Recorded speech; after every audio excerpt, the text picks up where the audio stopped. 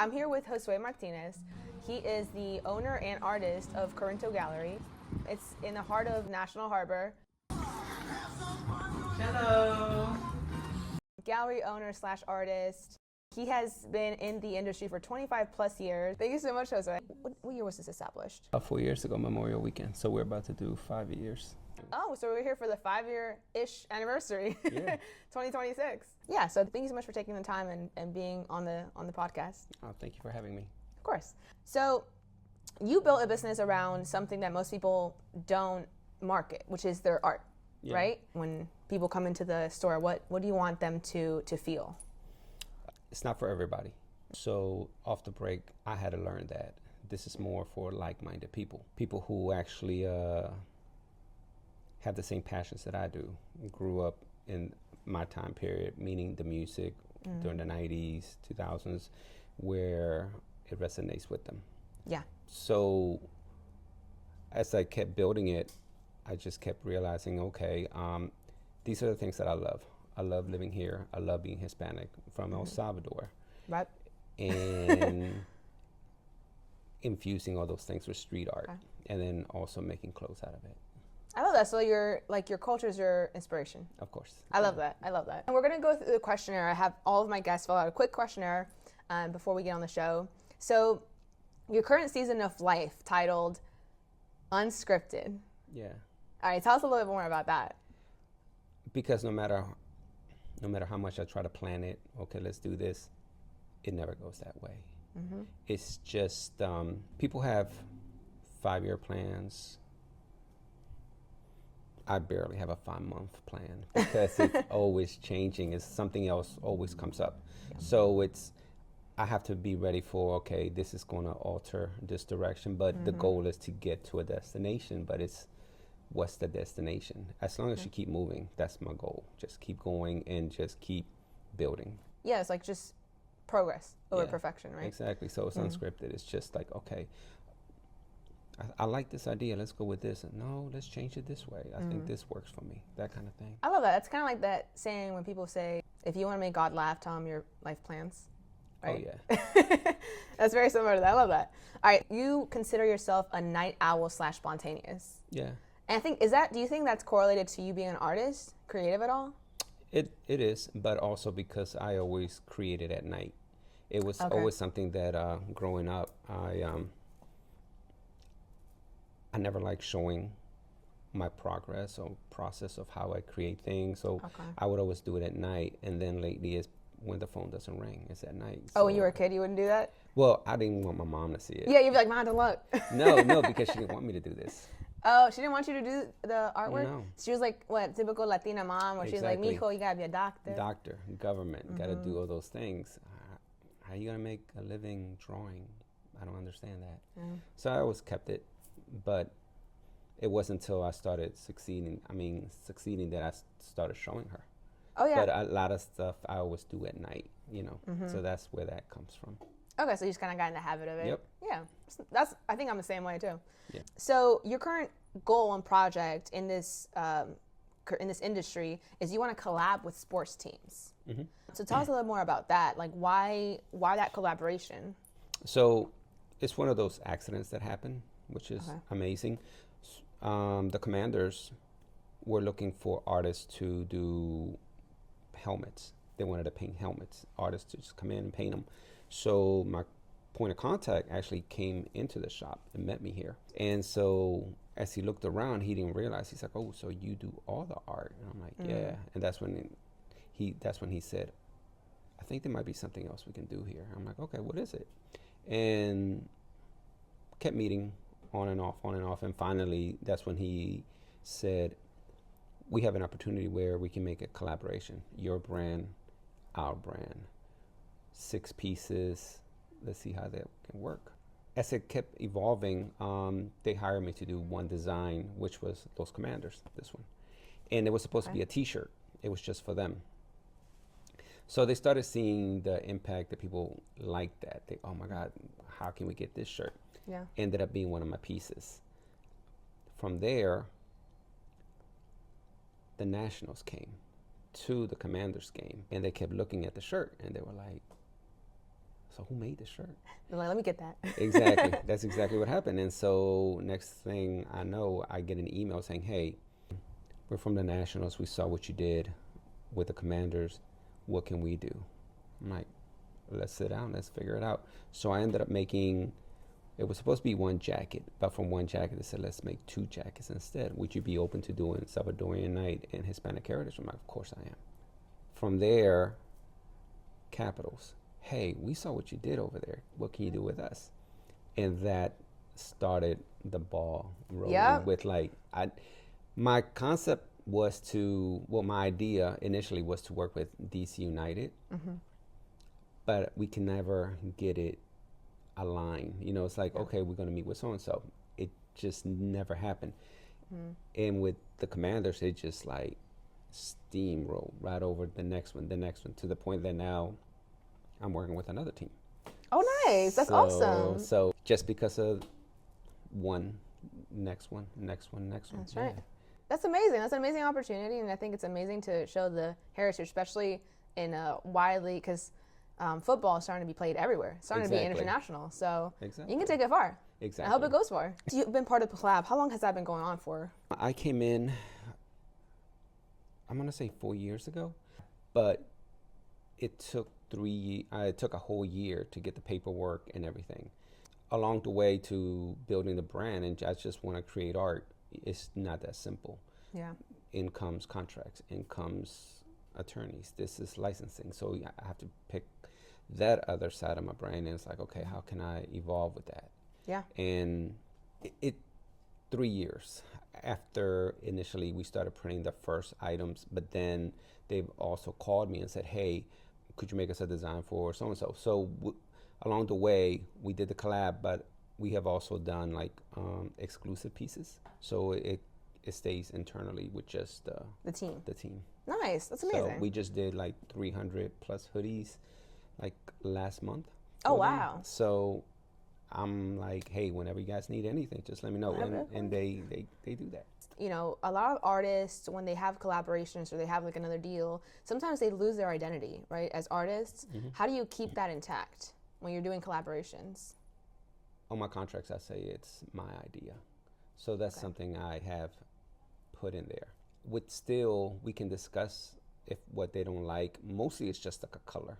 It's like, we don't want to use this color because people are going to refer to this as this other team. But 9 out of 10 has always been my concept. This is the idea I'm giving you guys. And then from there, we haven't really had any discussion on like, can change this completely. So so the artistic freedom is always in your court. Yeah. Okay, well, that's good. I think that's important to protect. Always put it in the contract. Yeah. So getting into more of like the meat of this, right? What defines Corinto Gallery? Well, when I started building it, which was 13 years ago, I started in DC.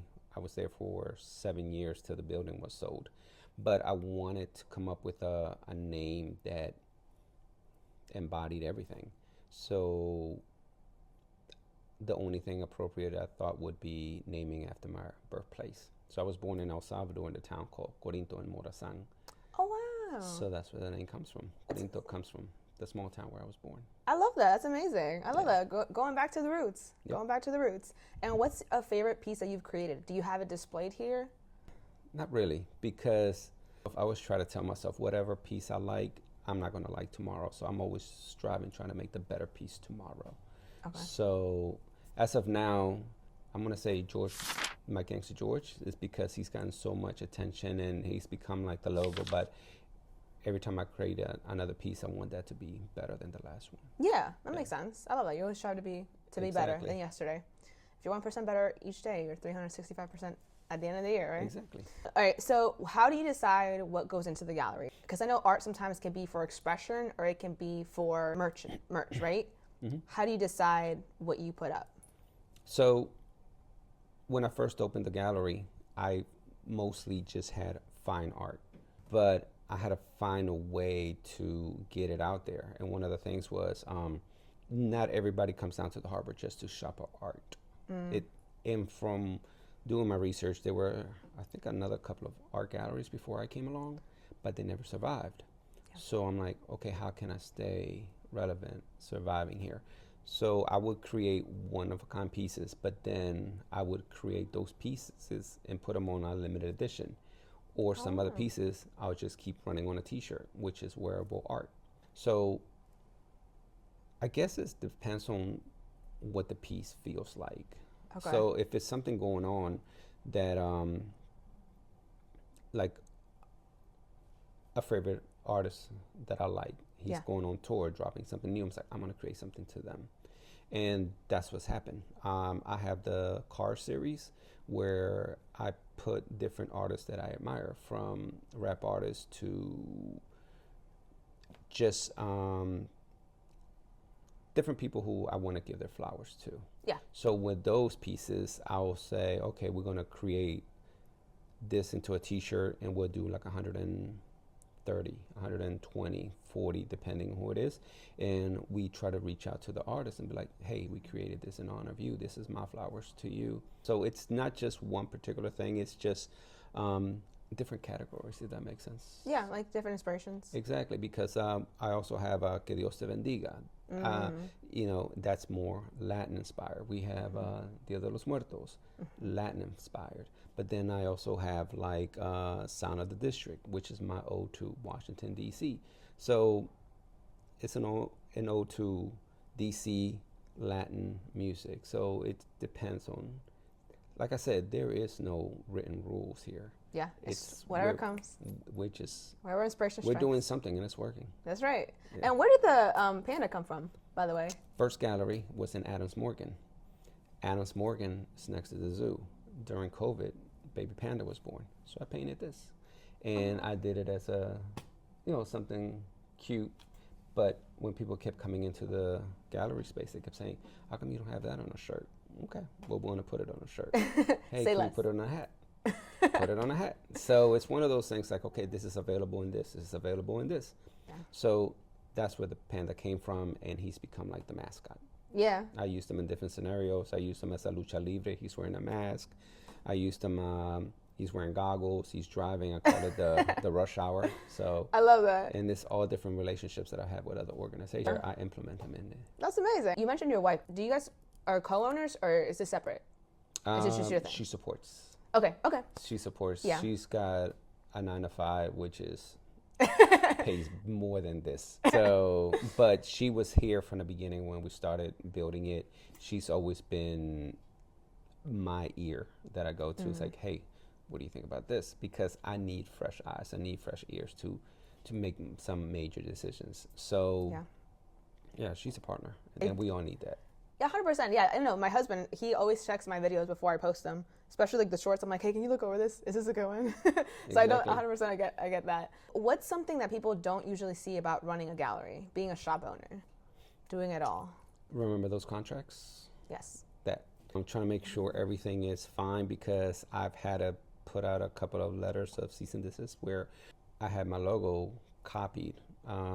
6 designs that I did for the Commanders, and here they've been copied. So making sure nobody is copying it and sending a letter to stop them. And I give that to some of my friends and family who actually, hey, are you selling this over here? I'm like, no, that's not me. All right, we got to shut them down. So contracts, licensing. The boring part of making sure my employees are paid, because, payroll, all those other things that I wouldn't even have thought about doing. Did you get help with that, or how did you just step by step? Well, half of it was just figuring it out. And when you had an accountant and he was like, well, this is how much it's going to cost, I'm like, I'm going to see if I can do it on my own. But then you realize, you know what, money well spent. Yeah, better do it right once than having to pay to do it again. With that being said, what are some of the mental habits that have kept you going? Anything that comes to mind, that one thing that you do daily or maybe weekly to check in and make sure that you're still on track? I'm really bad at it. So lately, the first thing I do is just try to go through my emails in the morning or late at night. It's like 1 in the morning. I'm like, oh, I forgot to get. And that's one of the things, is try to keep the relationships going, responding back. I'm very bad at it, but I try to stay on top of it. Like, hey, listen, I apologize. It's been a crazy couple of days, but here's what I was thinking about. Let's go in this direction. So it's keeping organized connection. Yeah. Okay. Yeah. I mean, I think we all have those days. Yeah. Yeah. So statistically, 50% of businesses fail within the first 5 years, right? Which is a lot. Knowing that most businesses don't survive long term, what are the steps and the decisions that have kept you alive in this space? You got to be able to adapt to it. So, like I said, if this was just strictly just art, we probably would have shut down, because this is a location where people come eat, they live here, they visit, they're on, vacation. Yeah. But being able to offer the customer is still art, but something accessible to them. So being able to adapt to those things, because if I would have stuck with what I was doing, at the end of the day, it's still art. But if I would have stuck with just, no, we're just going to do paintings, you wouldn't have made it this far. I don't think so. Yeah. I mean, I'm not that I'm doubting myself, but it's one of those things, like the location you are. You have to take that into consideration. 100%. Yeah. I mean, the demands of the people that are walking in, they say, hey, I want this on a shirt. Why not? But then being able to service them, that's the key. It's like, okay, and try to make sure they come back, return, because this was built on word of mouth. This was built on going to festivals. I still do festivals. I'm still attending A Street Festival, Annis Morgan, name it.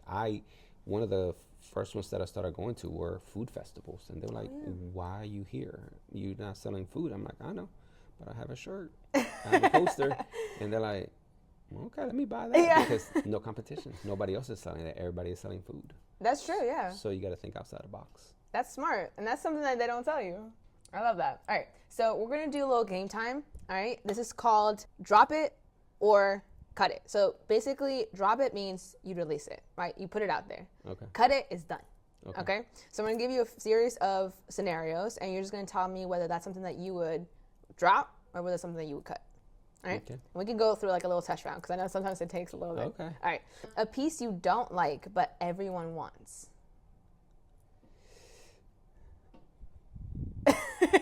Not everybody likes it, but it's one piece that I call it the swirls. Okay. And it's one of the only designs that I did on a white shirt, because my main palette is black. I see always that. work on black. Yeah. But this one is always, and I have a friend of mine who's always like, see, because he'll come in and somebody will buy it. And I always say, we got to retire it. He's like, no, you can't retire it, because it's, and not everybody has seen it, which is true. But that one. Why don't you display it? It's always here. It's out there, but it's become more like a summer design, because it's white shirt, black ink, and it's got the 202 in the center, and it's got all these swirls around it. Yeah. It was just me trying new things. Yeah. And this was something that was completely different that I don't do. There you go. You're having fun with it. Yep. That's how you do it, right? Mm-hmm. All right.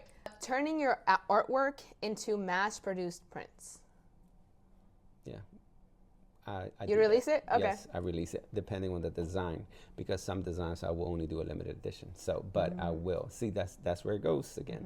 It's like, do I want to keep doing it over and over again, or do I want to do a limited and let people know this is it? And it's one of the issues that I've had with the t-shirts, because I still get people, I want that shirt. I'm like, sorry, it's limited edition. Limited edition. Yeah. That's how you get to sell out, right? Yeah. Yeah. And then I still get people come back. I bought this. Where can I get it? I'm like, sorry. Maybe I'll drop it again, but as of now, I have to stick to my guns. If it's limited edition, it's limited edition. I can't keep going back to it again. Yeah. You also gotta leave them wanting more, right? A music-inspired collection outside your usual style. Say again? So a music-inspired collection that's outside of your normal style. Music-inspired, I would say, because most of the stuff that I have here is more like rap, urban. I'm gonna say alternative. Like I love alternative rock. Like I love 21 Pilots. I can't even think right now, but there you go. But say it for the people in the back. Yeah, I love old school. I love like the Beatles' favorite band. Oh yeah? Would you do that? Would you do that? So would you drop it? I would. Okay. Okay. All right. A collaboration with a major sports team that wants creative control. No, because Cut then it. it's not mine. That's right. Then now I'm just an artist for you. No, if you come to me, it's because you want my input. You want my 2 cents. But if you're like, no, we don't want that. This is what we want you to do. Then it's like, then hire a graphic designer. Yeah. Yeah, facts. You gotta stick with your guns. Yep. All right, limited drop versus always available collection. I know we somewhat got into this. It's a battle I'm fighting. Because as much as I love my limited edition, but having something that's always available is just less of a headache. Oh, that's true. It's less of a headache. I'm sure, yeah. Because you have to, especially when it comes to apparel, you have to consider, okay, how many smalls, how many mediums, how many large. Sometimes we end up printing more large. But then again, if it's like an older crowd, not too many young people are going to get it. So we have to push more the extras, the largest, the extras. But then I'm stuck with all these smalls. So it's kind of hard to judge it. Yeah. So it's always easier just to let it ride. You gotta learn as you go. And then with the prints, I'm curious, how do you decide on what type of apparel you sell? So try to make it easy, and it's just been like t-shirts, hoodies, some joggers, and hats. Okay. It's across the board. It's accessible for everyone. Yeah. Everybody needs a t-shirt. Everybody uses a hoodie. It's there. So trying to create more like, I don't like to do trendy things because trendy things will go out of style. Exactly. And then you're stuck with this. It's like this particular style, you know what I mean? So I try to stick with my basics. I love a standard t-shirt, soft t-shirt, hoodie, soft, just quality. More quality, but you can use it year round. You know what I mean? Yeah, 100%. I think that, like, if you've been here long enough, so you should know you should know what works. It's like, okay, we're gonna do this particular kind of jacket. Okay, what kind of jacket? We have bombers, we have denim, we have, you know what I mean? It's across the board. It's like let's just pick something that speaks to everybody. Yeah. You know, but then we'll customize it with the design. Yeah, and it's a design that speaks for itself, right? Yep. Exactly. I love that. Kind of like wrapping everything up, if there's one thing that you want our listeners to walk away with, what would that be? Keep in mind, like right now we're trying to speak to the artist that's trying to turn their passion into income. Of course, I'm going to say what everybody will say, be consistent, stay on top of it, don't quit. You feel alone. All those things are true. They're very true. But the most powerful thing is networking, is aligning yourself with smarter people. You know, it's like get their input. But if anything else, is deliver. Like don't miss any deadlines. That is like, don't do that, because you're only as good as your word, you know? Yeah. So networking has got me where I'm at. It's, if I break down that tree on how I got here, it's because I work with this organization. This organization got me here. You know, it's like I ended up in DC. I started going to festivals. From there, I learned about the Cherry Blossom Festival. Next thing you know, I'm doing something for the Cherry Blossom Festival. The Harbor purchased a piece that I made for the Cherry Blossom. We came over here. They saw what I was wearing, my wife was wearing, and they're like, hey, we seen your stuff. You want to open up a store here? At first I was like, no, but then they showed up over there in DC and they said, yeah, we need this at the Harbor. What do we need to do? Yeah. And then from there, being able to come here, the Commanders, it's like, it just keeps going, and it's all because it's like this web of like connects you to this person, the least person you would think. It's like, I started a relationship with doing pop-ups at the wharf. Why? Because I was at the car show painting a car. They showed up. It's always, you just don't know what any small opportunity can give you. Yeah, like anything that's too small, no, I'm not doing it. Yes, I'm doing it. Because you don't know who's going to be there. You have no idea what kind of networking. Sometimes you may not sell anything, but the connection that you have or some relationship that you build with somebody, God, outweighs more than any sale you would have made. 100%. So networking. Yeah, it's a very smart lady that actually, she made it now. She's popular, but she always used to say, your network is your net worth. Yeah. And that's 100%. 100% true. 100% true. And stick to your true self. Yeah. That's the other thing. Stick to your true self. I have a lot of artist friends who, well, I just made this piece. And I'm like, yeah, but that looks like so and so. They're like, yeah, but don't you think it's cool? Yeah, but it's not yours. Stick to what you know. Nobody likes to sell out. Yep. And it stands out. People can tell. Yeah. People can tell. 100%. It's unique. Yep. And that sells in the market. All right, well, thank you so much, Josue. It was great having you here. It was great learning more about Corinto Gallery, the creativeness, and really how connected you are to your roots. Because I had no idea that Corinto was even a place in El Salvador. And I have a friend that's Salvadorian. My last episode actually is a musician. She's from El Salvador. So it's amazing learning all this stuff. Thank you so much for taking the time and being here. If you'd like to be connected to Josue and Corinto Gallery, all of the information will be in the show notes. You can follow him on socials. You can follow his journey there, where Corinto is going to lead in the future, what collaborations you might see. Yeah, well, check out Corinto Gallery. Thank you. Thanks, Jose.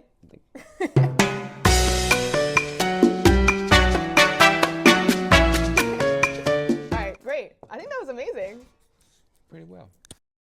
Yeah. Monica, what you think? You did terrible. I know. Let's do it again.